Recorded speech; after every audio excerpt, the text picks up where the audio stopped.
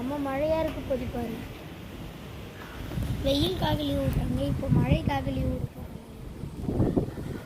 சில்லுன்னு காற்று வருது.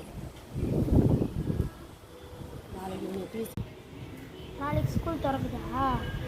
DC fifth. அப்போ நானும் வரணும். வரலாம் இதான் வரணும்.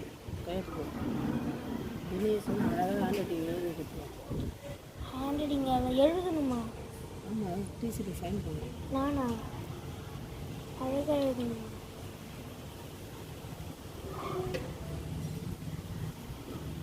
அதெல்லாம் இப்போ நான் அதெல்லாம்